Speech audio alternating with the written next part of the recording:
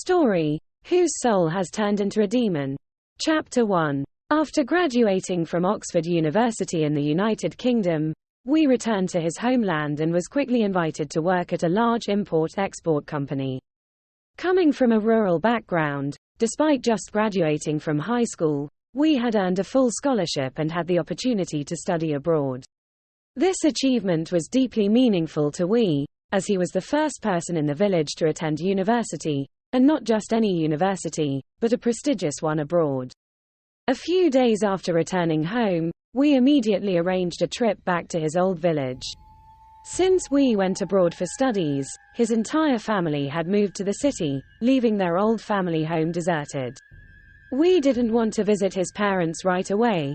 Instead, he wanted to revisit his hometown to reminisce about the old memories. After all, the place where he was born and raised was the closest and most familiar to him, almost like a second mother. The day Wee returned to the village, dark storm clouds covered the sky, and heavy rain poured down, forcing him to quickly park his motorbike by the side of the road to seek shelter from the rain. Wee, deep in thought, wearing his raincoat, quickly revved up his motorbike and continued on his way.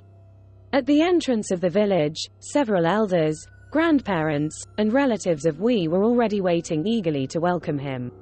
Each one of them expressed their joy and pride, remarking on how blessed their family was to have a talented nephew like Wee. The relatives were delighted, and on the occasion of Wee's return, they slaughtered pigs, chickens, and even a dog to feast together. The old brick courtyard in front of Wee's house was crowded with people.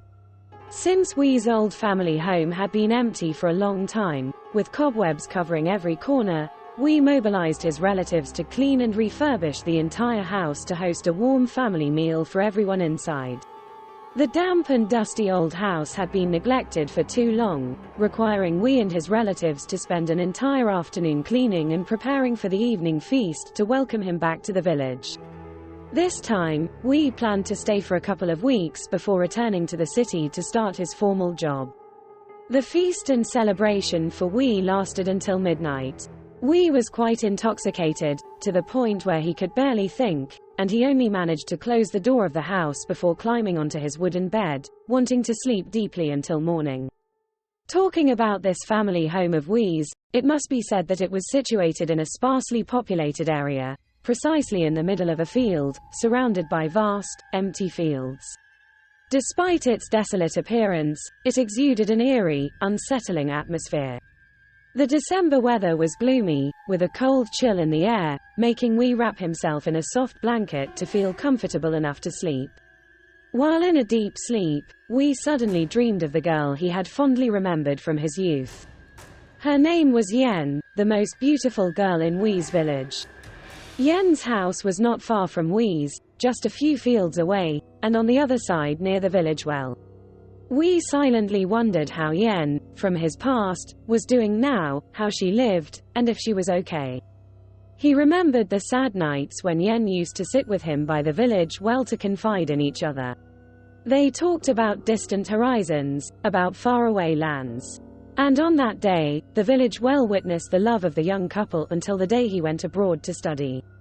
Speaking of the village well, it must be described that it was large as the courtyard of the temple, where villagers usually washed clothes. Occasionally, the two would sneak away from the teacher to chat, sharing what they knew about distant lands. It was a beautiful memory that Wee would always remember. Yen used to tell Wee that she secretly hoped that one day she could step out of this village land, that her dreams would come true. Wee, on the other hand, thought differently.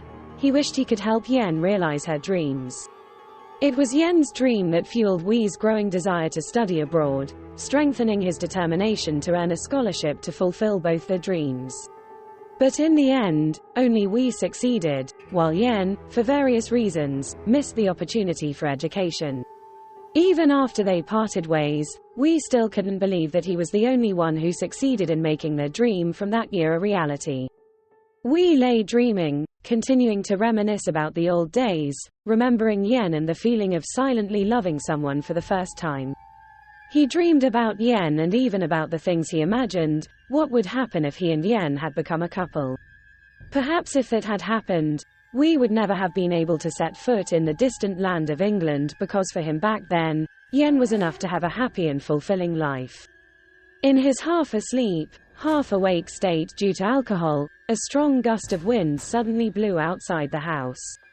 The old wooden door latch, worn out, was soon torn off by the wind, making a clattering sound.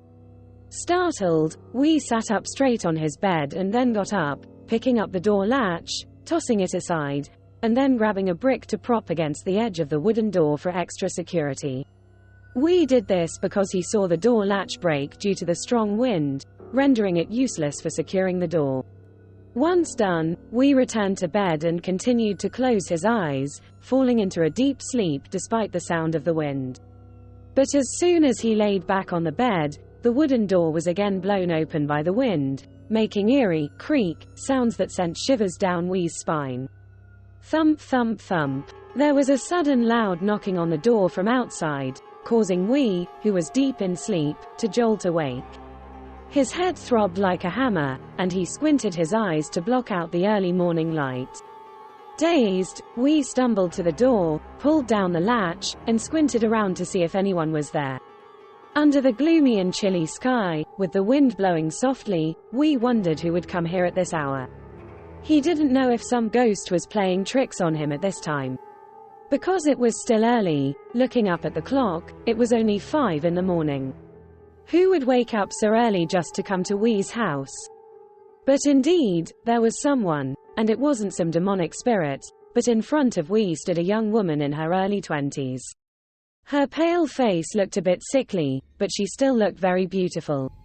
She smiled faintly at Wee and called out, "Wee." At first, Wee was slightly surprised, but then his face lit up with joy as he exclaimed, "Huyen, it's you, isn't it?" The girl nodded silently, her voice somewhat timid. "Yes, it's me, Huyen. Wee, you've been away for so many years, and you still recognize me." Wee nodded enthusiastically, saying, "How could I forget? The little Huyen back then used to follow me around the village pond all day long. Back then, she was just a little girl, and now she has become such a beautiful young woman." Wee chuckled, while Huyen blushed, unable to speak. She suddenly said, "Yet here I am, and you kept me waiting outside like this." Wee scratched his head, feeling embarrassed, and said, "Oh, I completely forgot. Please come inside. Come inside and sit down." Wee opened the door wide and quickly pulled out a wooden chair, placing it askew in the middle of the room because the room hadn't been tidied up properly since last night's party. He then placed another chair next to the table and invited Huyen to sit down. Wee looked at Huyen leisurely and said, "Please wait for me a moment, Huyen. Let me quickly wash my face and brush my teeth to freshen up, and then we'll talk. Be right back," Wee said, winking theatrically, then didn't wait for Huyen's response before rushing downstairs to get ready. Huyen slightly lowered her head, nodded gently, and her eyes occasionally wandered around Wee's old family home, patiently waiting for him. Looking around Wee's house, she saw that it was old, with peeling walls, and some plaster falling apart due to neglect, as it had been a long time since anyone had taken care of it. The rafters on the veranda were all decayed and about to fall to the ground. Huyen stared at them for a while, feeling too idle, so she fetched the teapot from under the table, boiled water, and brewed a pot of tea for Wee to drink in the early morning. Wee finished washing his face and brushing his teeth, then climbed upstairs to find Huyen meticulously pouring tea, resembling a devoted wife, with a satisfied and happy expression as if she were taking care of her husband. Wee quickly glanced over, unaware that in Huyen's eyes, there had been a slight longing for him from some time ago, as if she had fallen into a love trap without even realizing it. Watching Huyen pour tea from behind, Wee was reminded of the young Huyen from before. 10 years ago, Huyen was just a 10-year-old girl, the neighbor's daughter of Uncle Fuchs's family. When she was young in the village of Thung, children were plentiful, but no one played with Huyen. They all shunned her because Huyen was Uncle Fuchs's adopted daughter, not his biological one. The children often called Huyen derogatory names. Only Wee was always by Huyen's side, protecting her, sheltering her for years, despite whatever ridicule and mockery came their way. Until the day Wee was preparing to study abroad, realizing there would be no one by Huan's side to protect her, she cried tears wanting Wee to stay, but Wee merely patted her head, consoling her like a little sister in distress. He said, "Someone will take care of you in my absence. Don't be sad." 10 years passed, and now Huyen had grown into a beautiful young woman pursued by many young men in the village. But Huyen remembered her childhood, when these same people had belittled her. Now that she had become a beautiful, adult woman, they clung to her like bees to honey, which made her feel disgusted. Huyen only remembered one person who had always been by her side, protecting her despite the ridicule of those around them, and that person was Wee. When Huyen met Wee again, she couldn't contain the emotions she had kept inside for so many years. Seeing Wee, who had matured so much more than 10 years ago, she saw him as a mature man, experienced in life's trials. That could attract any girl her age, and Huyen was no exception.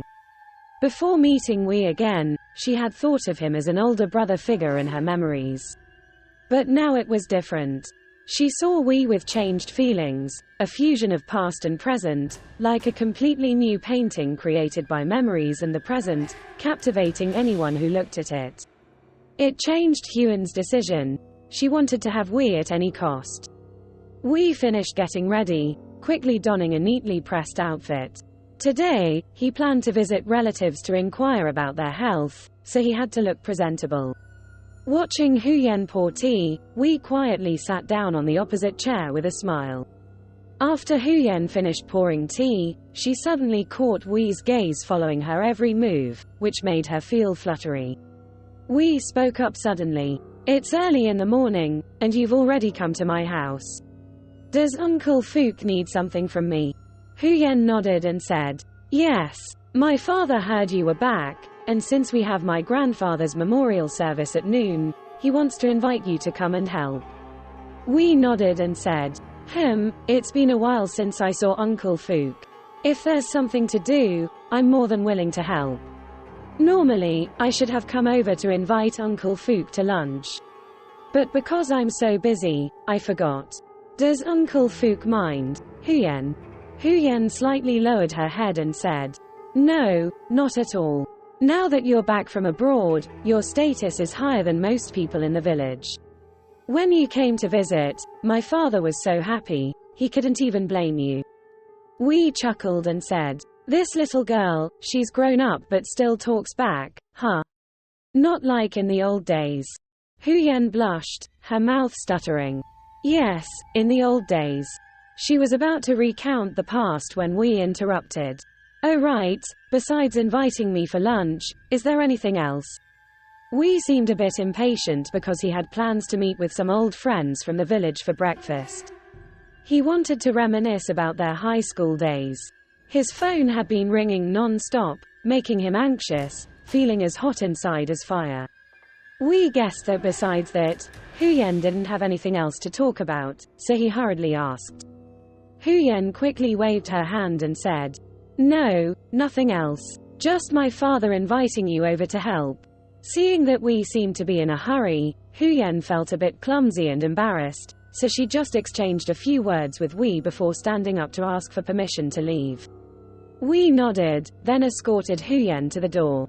After that, Wee hopped on his motorbike and sped off to Ninku town, where 3 or 4 of his old friends from high school were already waiting. They were all close friends from Wee's youth, and after Wee went to study abroad, they had all gotten married. Now, Wee was the only single one among them, so they decided to call him out for a drink to reminisce about old times, and also to pressure Wee into getting married soon so they could all celebrate his farewell to bachelorhood. Upon hearing the news of Wee's return from the UK, Tuan, Sun, Kian, and Dewey, 4 close friends of Wee from high school, gathered to invite Wee to Mr. Bar's cafe to have breakfast and reminisce about old times. They also wanted to inquire about how their friend from abroad had been living for the past 10 years. These 4 friends were very close during high school, so even after more than a decade of Wee's absence, their bond remained as strong as it was back in high school. As we stepped into Mr. Barr's cafe, he spotted Tuan, Sun, Kian, and Dewey already seated there, chatting and laughing heartily. Sitting at the far end, Kian spotted Wee's entrance and exclaimed, "Hey guys, Wee's here." After Kian's announcement, all four turned to look at Wee, teasing him with his old nickname. Back in high school, each of them had a nickname, and Wee's was Can, nearsighted. This nickname stuck with him because he used to wear thick glasses due to his nearsightedness. However, as he grew older, Wee underwent eye surgery to correct his vision and no longer needed glasses. Despite this, the nickname remained, a part of his childhood memories to be preserved. Wee chuckled, not bothered by his friends' teasing, as it was all part of their shared childhood memories. He took a seat and found a glass of wine waiting for him. Before he could even take a sip, everyone raised their glasses. Tuan spoke up. "Today, since we just returned from abroad, let's reunite and reminisce about the old days. Let's raise a toast." Tuan's words prompted everyone to raise their glasses, urging Wee to join in. They poured him a full glass, joking that he needed to catch up on the years of missed wine drinking. Wee nodded, accustomed to this countryside tradition, and resolved to fulfill his drinking duty. With each sip, the burning sensation of the wine traveled down his throat, making Wee feel intoxicated after just half a glass. The Ninku wine was renowned for its potency, capable of even burning the tongue when consumed. As Wee drank, he suddenly felt as if a soft hand was pushing down his throat, causing him to choke. His face flushed from the wine's heat. Wee struggled to breathe. Seeing his reddened face, his friends assumed he was simply not used to alcohol anymore and had gotten drunk quickly. Unbeknownst to them, Wee was struggling to breathe as if he were being choked. Wee discreetly turned away to clear his throat. The wine spilled out, but to his horror, it transformed into long strands of dark hair. Startled, he frantically pulled the hair from his throat, bewildered by the sight. What he had drunk was clearly wine, yet now it had turned into hair. He forced himself to vomit, confirming that the hair was indeed real. He couldn't believe his eyes and wondered if he was hallucinating. Meanwhile, his friends continued chatting, oblivious to his ordeal, and urged each other to eat more food. Wee glanced at the freshly poured glass of wine and felt a creeping fear, hesitating to pick up his chopsticks. The reminders from his friends echoed in his ears, prompting him to reluctantly take a sip, reassuring himself that it was just fatigue and too much wine from the previous night playing tricks on his mind. Wee quickly downed the wine, abandoning his usual habit of savoring it slowly. This time, the wine felt normal, with no strange occurrences.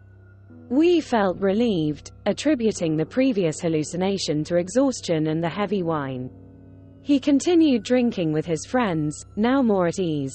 As the morning passed and noon approached, Wee bid farewell to his friends and headed home to prepare for lunch. He planned to visit Mr. Fook afterward to help with the memorial meal. Upon arriving at his street, Wee saw Mr. Fook waiting at his door. Mr. Fook's weary posture suggested he had been waiting for a while. Stopping his bike in front of Mr. Fook, Wee greeted him. "Oh, Mr. Fook, have you been waiting long?" Thinking Mr. Fook had come to invite him to help with lunch, Wee didn't wait for a response but immediately parked his bike and stepped outside to chat. Seeing Mr. Fook still standing outside, Wee called out from a distance. "This morning, I had some errands in the village, and I just got back in time. I should have come earlier to help with lunch. I apologize for being late." Mr. Fook was taken aback, his face slightly furrowed. He seemed to want to say something but refrained. Instead, he nodded and said, "Yes, I was planning to invite you over. While you're here, could you also help with the memorial meal?" Wee agreed, and they proceeded to Mr. Fook's house. Wee didn't think much of it, but Mr. Fook couldn't help but wonder how Wee knew about the meal and that he would need help. However, he quickly dismissed the thought, assuming Wee had heard from Mrs. Tu Hoai, who had likely come back from the market earlier. Despite this, Mrs. Tu Hoai hadn't informed Mr. Fook or arranged for Wee's help, leaving him puzzled. Mr. Fook decided to discreetly remind his wife about her forgetfulness later. With Wee present, he didn't want to embarrass her in front of a guest. Together, Wee and Mr. Fook walked toward the well-built house at the entrance of the village, near the village well where people used to gather for washing. Mr. Fook's house was built after Wee had been abroad for 3 years. Initially, it was supposed to be located next to Wee's old house, but Mr. Fook managed to buy a piece of land closer to the highway for business purposes. He built his new house there and moved 7 years ago, leaving his old house adjacent to Wee's, which was now used as storage or for occasional gatherings. Arriving at the entrance, they saw Mrs. Tu Hoai busy in the kitchen. Spotting Wee and Mr. Fook, she exclaimed, "Is that you, Wee? It's been ages since I last saw you." She hurriedly poured hot water into a teapot and wiped the sweat from her forehead with a towel. Mr. Fook was momentarily surprised, recalling how he hadn't informed her about Wee's visit. He mused silently that he might need to remind her about her forgetfulness. Nevertheless, he didn't want to reprimand his wife in front of Wee, as he was the guest, so he pushed aside the thought. Wee and Mr. Fook walked towards the house, and Mr. Fook couldn't help but wonder, if it wasn't her, then who? Mr. Fook muttered under his breath, unheard by anyone, when Mrs. Tu Hoai noticed Mr. Fook's startled expression and suddenly exclaimed, "Why are you still standing there like a statue? Come down to the kitchen and help me prepare the chicken meat quickly." Then she turned to Wee and said, "You can also lend a hand to your uncle." Wee scratched his head and ears, repeatedly nodding in agreement. After finishing his cup of green tea, Wee also went downstairs with Mr. Fook to start cooking with Mr. Fook and Mrs. Tu Hoai. Mr. Fook got up and walked, but couldn't think of anything else in his mind. The incident in the morning when he met Wee at the end of the alley of his old house, and then the recent actions of Mrs. Tu Hoai, indicated that she hadn't met Wee before, hence her cheerful attitude. So, who informed Wee? Mr. Fook was sure that Wee was very polite and courteous, so it couldn't be possible for him to show up uninvited, as Mr. Fook knew Wee's character since childhood. And the most important thing that made Mr. Fook unable to stop thinking was that last night he had a dream, and that dream seemed to be very relevant to what he encountered today. Somehow, as Mr. Fook took a few steps, he suddenly stumbled over something and fell, hitting his head against the wall of the house. Mr. Fook lay dazed on the ground as if he were dead. Wee immediately exclaimed, "Oh my, Uncle Fook." Wee's voice trailed off in panic, and he quickly helped Mr. Fook up. Mrs. Tu Hoai, who was cleaning outside the house, heard Wee's cry for help. She hurriedly ran into the house to see what had happened. Mr. Fook fell and hit his head against the wall, causing a bleeding wound on his forehead. Seeing that scene, Mrs. Tu Hoai immediately scolded her husband. "Heavens, you're so absent-minded, only I have to take care of you." Mr. Fook, dazed, said, "I was looking carefully at the road, but it seemed like there was some ghost tripping me up, dear." Mrs. Tu Hoai exclaimed, "Walking carelessly and blaming ghosts." Then she turned to Wee and said softly, "Now I have to rely on you. Help me prepare the chickens quickly. Otherwise, our relatives will arrive soon, and it will be a disaster without food." Wee saw Mr. Fook fall and felt a bit awkward himself. But it seemed that apart from some scratches on Mr. Fook's forehead, there was nothing serious. Mr. Fook insisted on helping Wee cook, but Mrs. Tu Hoai, worried about his health, sent him straight to the bedroom, ignoring his protests. Wee rolled up his sleeves quickly and went downstairs to catch the chickens in the coop, starting to assist Mrs. Tu Hoai in cooking to treat the relatives.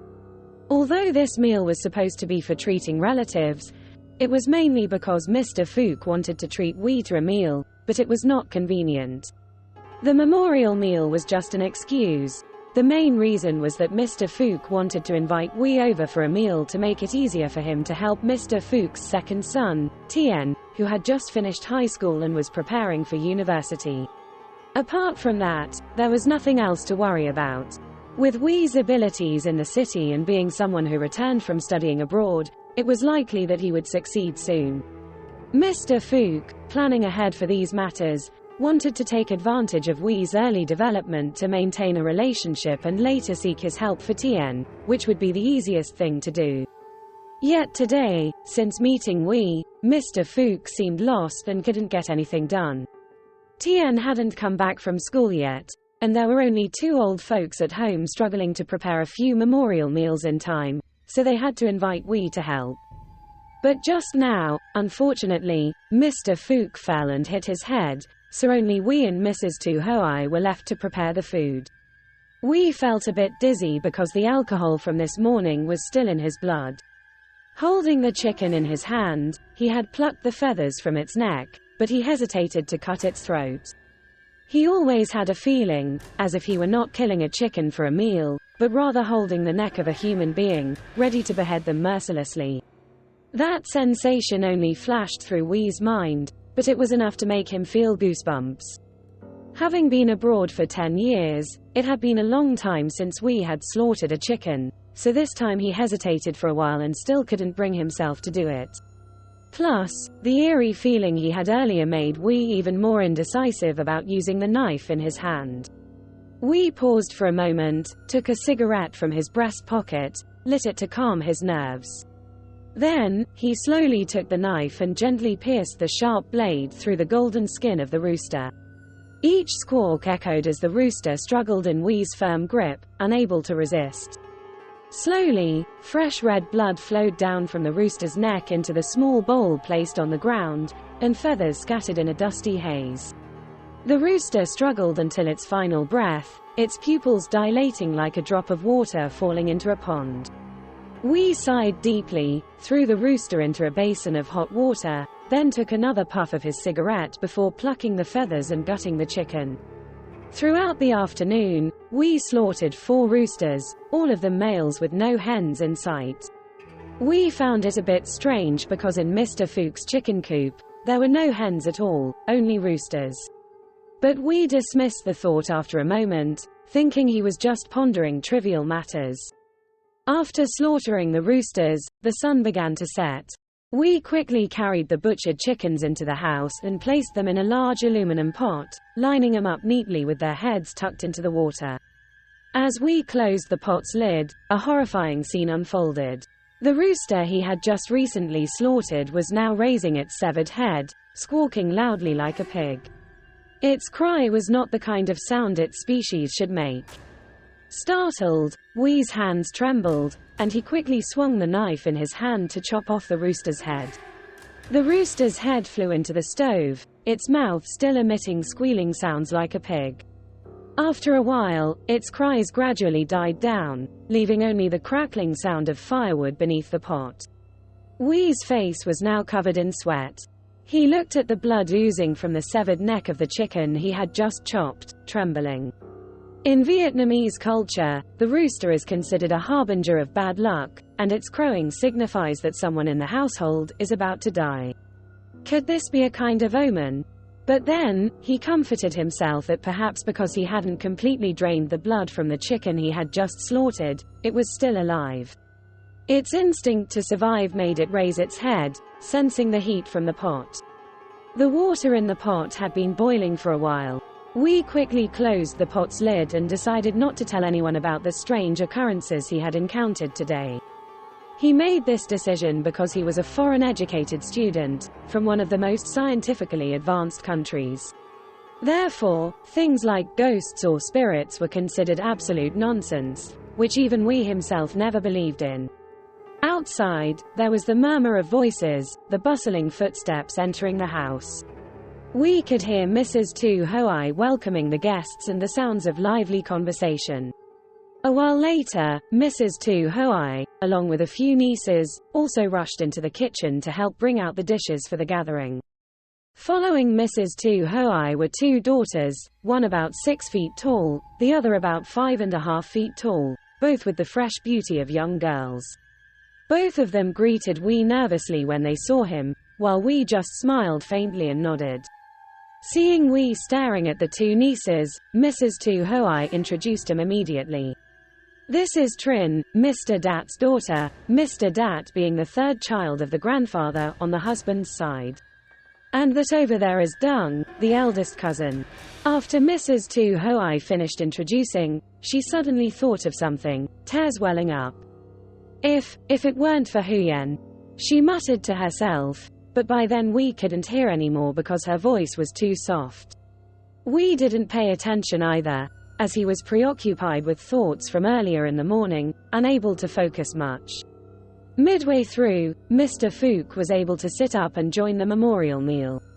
Relatives from both sides of Mr. Fook's family gathered, numbering dozens, packed inside and overflowing onto the courtyard. Today's feast was not only an occasion for the memorial, but also to celebrate Tien passing his high school entrance exam with high marks. But above all, it was to invite Wee here for easy inquiry into his situation, and to seek his support in looking after Tien in the city in the future. Mr. Fook always believed that those who returned from abroad must always be a step ahead, with comprehensive thinking and excellent skills being indisputable. If Tien could earn Wee's respect, then Mr. Fook wouldn't have to worry about his future anymore. The wine banquet didn't wind down until 1 or 2 in the afternoon. During the banquet, Wee quickly became acquainted with Trin and Dung, inquiring about the events in the village over the past few years. But there was one thing he forgot to ask about, and that was Yen, his lover from 10 years ago, or perhaps he didn't want to ask. Because the generation of Trin and Dung was far removed from his own, it was understandable that the two girls didn't know. As the wine banquet wound down, Trin and Dung stayed behind to help Mrs. Tu Hoai tidy up with Wee. Downstairs, Trin washed dishes with Mrs. Tu Hoai, while upstairs Wee and Dung sat together picking up stray bones dropped on the floor. Seizing the opportunity, Wee asked, "Dung, everyone from our family was here today. Tien is busy studying in the city as you know, but why didn't I see Huyen earlier? With so many people from different families today, I wanted to ask Uncle Fook, but it wasn't convenient." Wee was halfway through when Dung's eyes turned fearful. She asked Wee back, "Wee, did you say you saw Huyen this morning?" Wee felt surprised, but nodded firmly, saying, "Yes. Why, what's wrong, sis?" Upon hearing this, Dung's face turned pale, her voice trembling as she affirmed, "Wee, Huyen. She passed away 2 months ago." Passed away? Wee was shocked, feeling as if an electric current had run through his body, causing numbness and loss of sensation. Unable to believe his ears and thinking Dung was joking, he asked again, laughing, "What are you saying? Clearly I saw her this morning. She was wearing a set of farming clothes, white shirt, black trousers. She even helped me make tea this morning." Dung shook her head in disbelief, unable to believe it, her voice faltering as she called out to Mrs. Tu Hoai. "Mrs. Hoai, Mrs. Hoai." Dung could only speak 2 sentences before her voice faded and she collapsed to the ground out of fear. Mrs. Tu Hoai and Trin, who were downstairs in the kitchen, heard Dung's intermittent voice, hastily abandoning their chores and rushing upstairs. Mr. Fook, although drunk, stumbled out of his room to see what was happening. Seeing Dung faint in the middle of the room, Mrs. Tu Hoai quickly lifted her up, continuously massaging pressure points and slapping Dung's cheeks to revive her, calling out to her incessantly. Then Mrs. Tu Hoai turned to ask Wee, "Wee, what's going on, dear? Why did Dung faint like this?" Wee's mind was buzzing, unable to think of anything, murmuring uncontrollably, Huyen, Huyen, she's gone, but I saw her this morning. No, I can't believe." Wee was panicking, his mind in disarray. He couldn't think anymore and just ran back to his house in the middle of the field, slamming the wooden door shut as if to escape everything. Terrified and in pain, memories of a little sister flooded back into his subconscious. Huyen, was she really gone? Wee wondered to himself. However, he only took a half step before seeing Mrs. Tu Hoai standing ready outside the door, holding Huyen's photo against her chest, standing outside while continuously wiping away tears. Wee's voice interrupted. Mrs. Tu Hoai. She nodded without saying anything, merely gesturing for him to come inside. We hesitated, then followed Mrs. Tu Hoai inside. Since Mrs. Tu Hoai was here, she must have prepared an answer and explanation for we to understand everything clearly. So we quietly sat down, looking at Mrs. Tu Hoai, waiting for a convincing story. Mrs. Tu Hoai sat down on the chair in the middle of the room, wiping tears continuously, her voice breaking. You heard Uncle Fook, that this morning he hadn't announced the news yet, but you already knew that he invited you to help him, right? And Dung said. Mrs. Tu Hoai stopped suddenly, crying uncontrollably, unable to say anything else. Wee's face turned pale, but he remained calm. Looking at Huyen's photo in Mrs. Tu Hoai's hand, he could guess some parts. And Huyen, perhaps, was dead. We sat down on the opposite chair, watching Mrs. Tu Hoai sigh and say, yes, what Dung said is true. This morning I did meet Huyen, and she clearly told me that today your uncle's family was cooking, and Uncle Fook sent her to ask you for help. Mrs. Tu Hoai nodded and said, yes, your uncle did say those things, but he said them in his dreams just now. Then Mrs. Tu Hoai continued sobbing as she recounted Huyen's tragic death. Although Huyen was Mr. Fook and Mrs. Tu Hoai's adopted daughter, they had loved Huyen as their own since she was little. They cared for her even more than themselves. Despite being poor, they always provided for her without lacking anything. As Huyen grew up, she became a beautiful girl, admired by many in the village. But for years, she never loved anyone, saying she was waiting for someone without specifying who. 2 months ago, on her way back from the fields, Huyen's body was found dead in the village well, her clothes torn to shreds, her body covered in bruises. Through forensic examination by the police, it was determined that Huyen died from drowning and showed signs of intense struggle. But the specific cause of why Huyen ended up like that, and who the culprit was, remained under investigation, all just a question mark. After Mrs. Tu Hoai finished speaking, her voice became hoarse, unable to continue. We had also calmed down. Facing such a situation, no mother could not sympathize. Looking out of the house and imagining Huyen's face this morning, he couldn't believe that a ghost of the deceased could be so real. After seeing Mrs. Tu Hoai to the door, we returned home immediately, deciding to cancel today's family visit to stabilize his mind, while also planning to return to the city early tomorrow morning. Through Huyen's story and the strange things we encountered this morning, he no longer wanted to stay in the village of Thung for another day. These events made we feel that the peaceful countryside of the past was no longer there. This was not what we imagined in his memories. Today's Thung village no longer had the people of the old Thung village. It was no longer a beautiful land. We closed the door early, quickly cooked dinner, then immediately went to bed, turning off the main light and turning on a small lamp to read. Looking out the window, he suddenly pondered something. In his subconscious, he suddenly remembered Yen, a longing that tore at his heart and soul. He suddenly wanted to visit the well in Thung village, the well that witnessed his and Yen's feelings once. The scene of the late night was just right, very similar to the scene of the past. We stepped down from the bed, put on his shoes, quickly put on a thin coat, then opened the door to walk to the end of the alley. The destination was the village well right near Mr. Fook's house. But as soon as we stepped out of the gate halfway, his feet seemed unable to move forward. It was as if there was an invisible hand holding him back, preventing him from taking another step. The night wind suddenly rose, in the cold December weather, lightly drizzling cold raindrops. We hurriedly ran back to the porch to take shelter from the rain, and also decided to dismiss the idea of visiting the well in Thung village again. Outside, the sky suddenly turned too cold. We ran back into the house, closed the door, and climbed into bed to avoid the cold.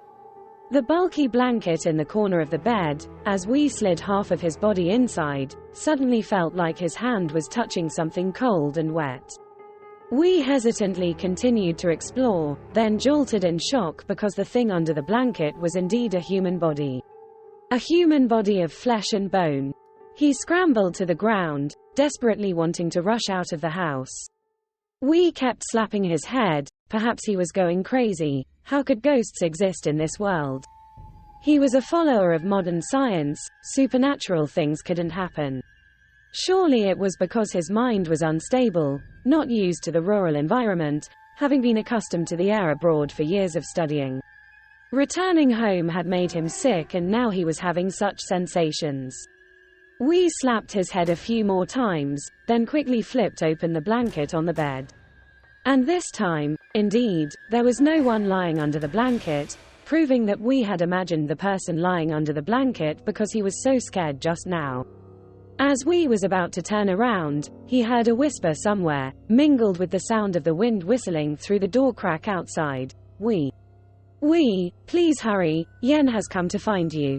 Chapter 1 ends here. See you all in Chapter 2, airing tomorrow.